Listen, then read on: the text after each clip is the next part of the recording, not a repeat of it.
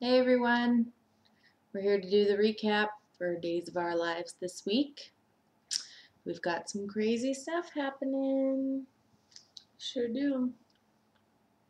First of all, Johnny. Boo.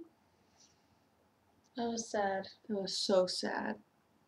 Those little boys are such good actors, I swear. He really looked like he was like scared to death and I can't handle it. Okay. Anyways, first, let's go back to the beginning of the week. So we start off, it's Maggie's rehearsal dinner at Victor's house, and everybody's all happy and laughing and partying, but Maggie's making googly eyes at Daniel. Talk to me, son. Talk to me. I just want to love you. Anyway, so he comes over to talk, and she assures him that she would never try to take his mother's place. Well, I would certainly hope not. I know. That's something weird to say. I am not going to take your mother's place. Even though I am your mother. Go figure. Okay, so Daniel asks Victor again if he knows anything about his parents not being able to conceive, and Victor lies. Of course. Of course.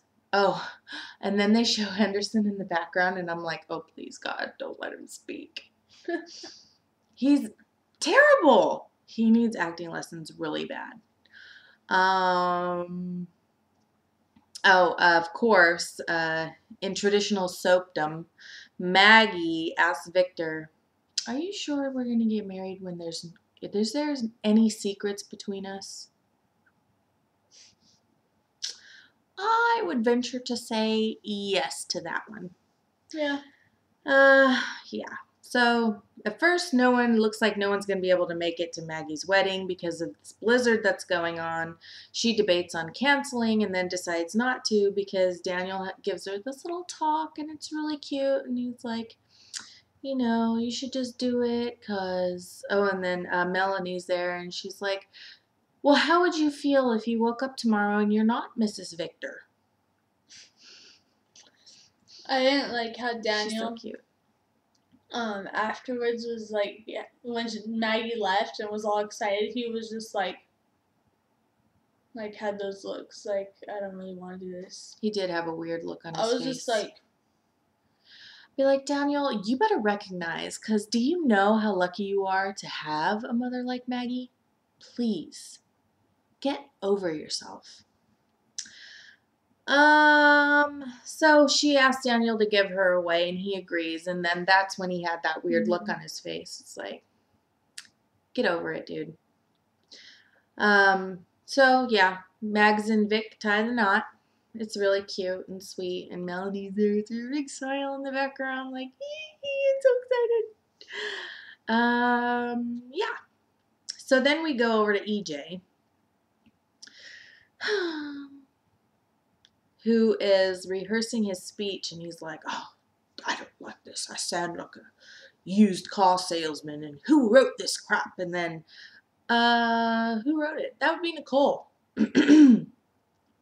So Nicole comes over and suddenly they're like, naked on the couch. Like, what happened there? It's like, okay. So she's like freaking out on him because, there's a blizzard and she's like trapped there and she's like, you have me exactly where you want me. Blah, blah, blah, blah, blah, blah, blah, blah, blah. Next thing you know, they're naked on the couch. That's a great day for Nicole, let me tell ya. So they're on the couch, bantering back and forth. They end up on the floor. They're all naked. I mean, woo! What's going on? And they were naked. I thought it was pretty cool. I don't know. That's pretty cool. Am I the only one? He's hot. I mean, freaking hot. Woo. Funny. Okay, so EJ tells Nicole that when Gus threatened her, that he was like really scared to lose her and it changed things, and now he thinks they're meant to be together and he wants her back. Where did that come from? Okay. Like, yeah, totally. And so Nicole's resisting, but She wants him. well, she isn't resisting very well because they end up on the couch or floor or whatever again. And EJ is, I mean, later on, you know, after all the nakedness and the kissing and the, you know, is Hotness. over. He's like practically begging her, and she walks out on him and then starts to cry a little bit as she leaves. I don't know where that came from though. It's like, wow, really? That was, I mean, it was just like really fast and random. Like 1 minute they're all business, and next minute it's like, oh. Yeah. Oh, so the next day after that, she serves him with divorce papers. And they were having this big discussion. And he's like really, truly heartbroken. And I'm like, wow, really? I mean, I had no idea EJ's feelings for Nicole were that strong. I think he just might be lonely. You know what I mean? Are you lonesome tonight? Yeah, stop. Okay. Just stop.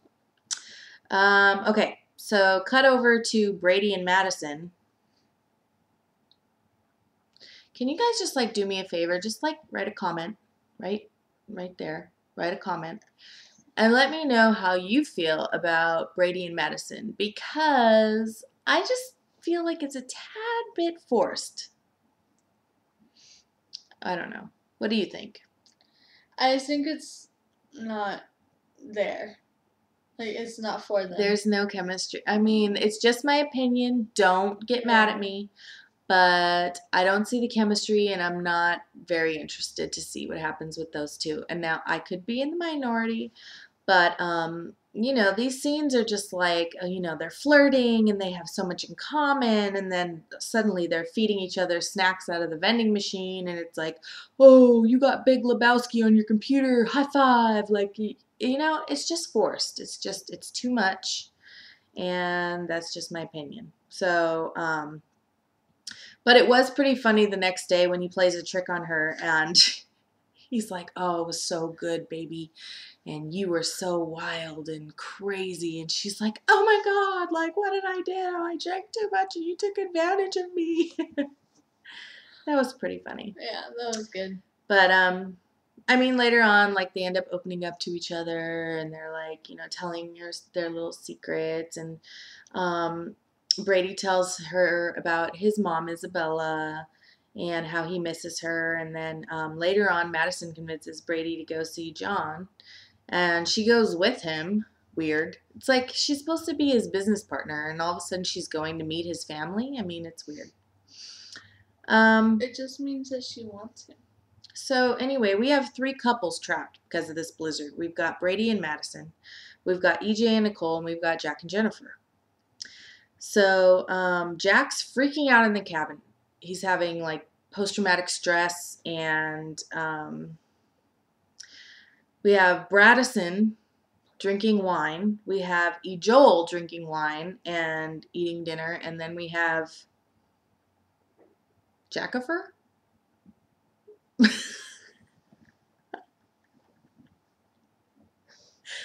Jenak?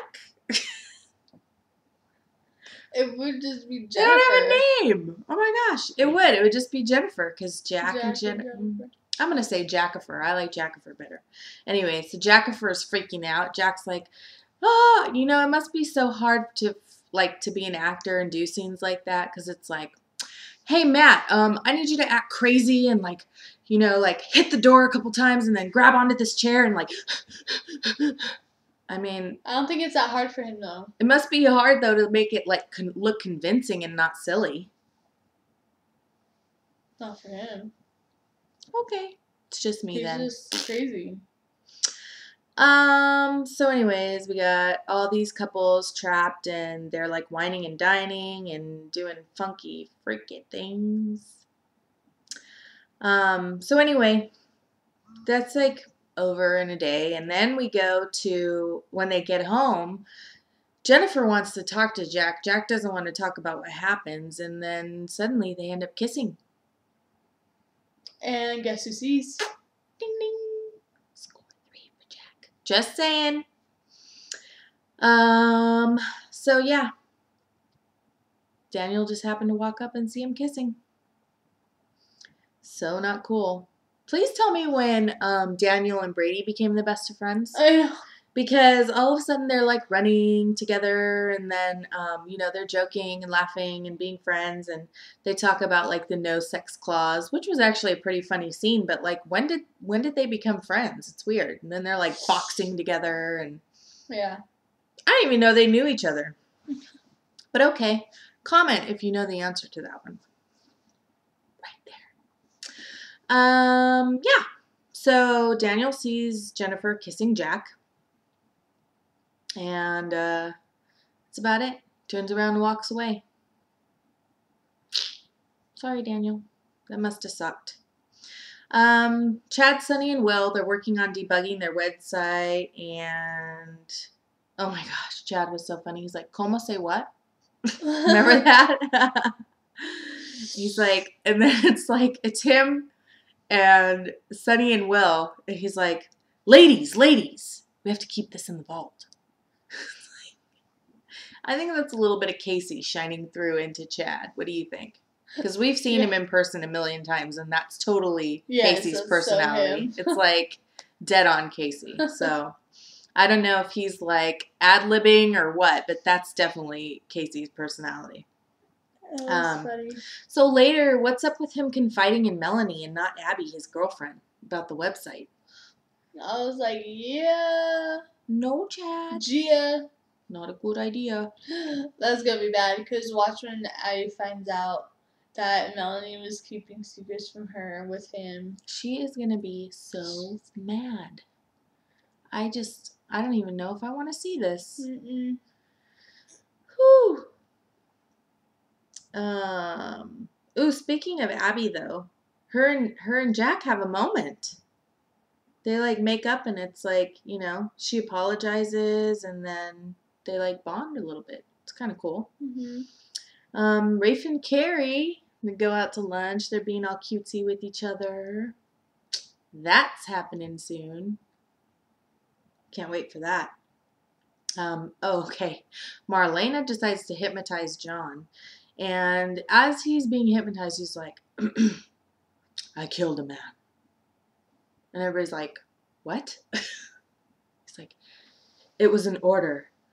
And then I had a croissant. Say what? Say that again? You had a croissant? That was so random. I was just like, wait, killed what? I mean, I laughed though. It was funny. So Rafe and Carrie are there, and Rafe points out, go genius Rafe. He's like, well, maybe Stefano had control of you then. You think? Rafe has his moments. Yeah, he has some moments. Okay, so Carrie and Austin finally move out, and Rafe and Sammy are celebrating at the Brady pub. Why does Sammy have a beer that's like bigger than her whole head? Did you notice that? It's like, and she's like barely sipping this huge glass of beer.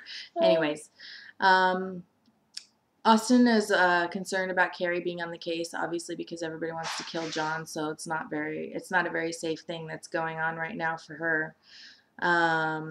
Rafe convinces Sammy to come to the pub to see John for this little family day that they're planning, and Sammy thinks it's a horrible idea. We all know that she's right. EJ walks up. He's already heartbroken over Nicole giving him divorce papers, and he walks by and sees his kids having a moment with Sammy and Rafe, and I almost felt bad for him for a second until I saw this next scene. where he basically admits that he's the one that framed John. And then all of a sudden, it's like EJ turns into this totally different person. And, it's like Stefano's so proud, and he wanted to see if EJ's worthy of the name Demira. No! Ugh, it's so dumb. What is wrong with you? Oh my gosh, it's ridiculous.